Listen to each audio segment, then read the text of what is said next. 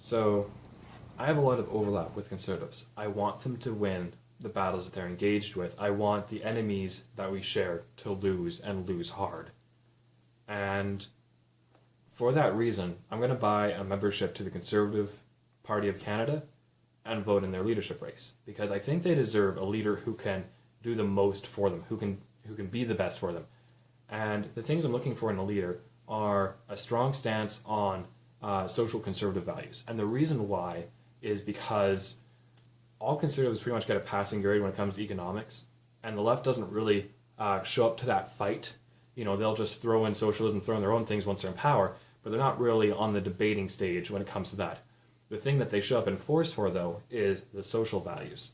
And I think we need someone who has a very, very strong foundation who will push back against all pressure and, in fact, take land from them when it comes to those issues. I think that is the battle worth putting our money on right now. So that's what's the main factor determining who I think I should vote for.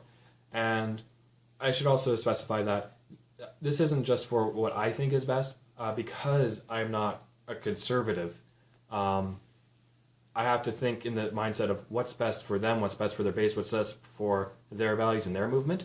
And the fact that I share that, I can think that way, but I don't think I should bring my other libertarian values into that because it is their party, it belongs to them, and I want to help them along their quest for their goals, but I don't want to take over it or to dismantle it or to change my own ways. I don't think that's the proper way to go about it. So the person I'm going to vote for is not because he's the most libertarian out of them all. It's because I think he's the best person for the conservatives, for their goals and for what they want to achieve, and who can do the best for them.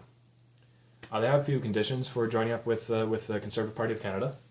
One is that they don't want you to be a member of any other federal political party. So I'm going to have to give up my membership with the Libertarian Party. And another thing is that they have founding principles. I disagreed with about 6 of them, but I also disagreed with about 6 of the Libertarian principles, and I got well with them just dandy. So, for example, like one of them was for a united Canada, and I believe in Western secession. So those are small potatoes. I don't think those will be an issue. Now, the person I'm going to vote for is Maxime Bernier. I think he's the right guy for the job. And until I know more about the other candidates, I haven't really looked into all of them so well. Only kind of glimpsing here and there from media from people I watch what they produce. I haven't gone searching myself into investigating every single one. There's about 14 of them, I believe. So the only ones I really know about are Kevin O'Leary and Maxime Bernier. And I know a little bit about each of them, but not very much. So I'm going to be looking into them more.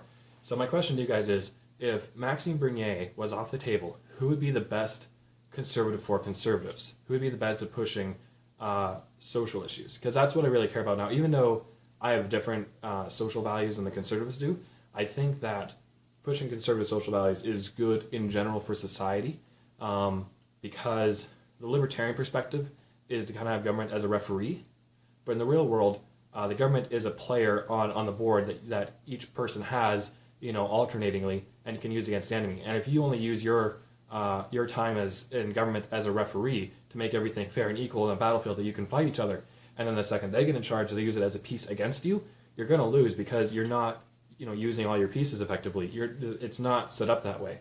It's set up in a way that if you guys can agree to say, hey, this is going to be the referee, and both sides can agree to that, then yes, that'd be perfect and valuable and fine, and I'd love that. But currently the way it is, until that truce is called, we're saying the government is just a referee, and we'll fight this out in the society, all these battles of issues. As long as they're using it as a piece against you, you should have to use it as a piece for your side as well. And that's why I'm pushing for conservative social issues as opposed to having the government be a referee on social issues like the libertarian stances, where we fight for our values, just not with the use of government. So please tell me, guys, what you think. Who is the best conservative for the Conservative Party if Maxime Bernier was off the table?